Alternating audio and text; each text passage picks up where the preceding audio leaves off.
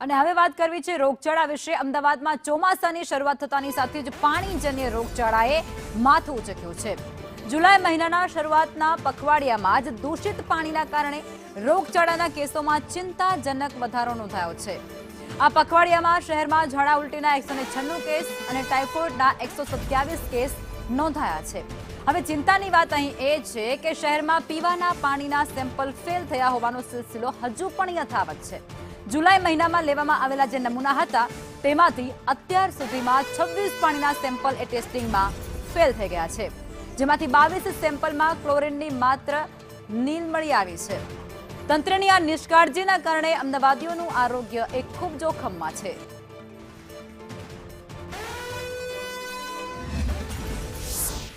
Ahmedabad municipal કોર્પોરેશનમાં હાલમાં પાણીજન્ય cases બાબતે ઝાડા ઉલટીના 196 કેસીસ, જોન્ડિસના 22 કેસીસ અને ટાઇફોઇડના 127 કેસીસ ચાલુ માસ દરમિયાન રિપોર્ટ થયેલા છે।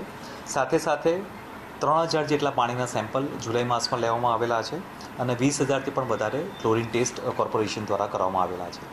હાલમાં મેઇનલી જે પણ હાઈ રિસ્ક પોકેટ છે કે જ્યાં 31 પોકેટ્સ આ પ્રમાણે અમે આઈડેન્ટિફાઈ કરેલા છે, તે જગ્યાએ એવરી વીક ત્યાં જગ્યાએ પાણીના સેમ્પલ લેવાય, ક્લોરીન ટેસ્ટ થાય।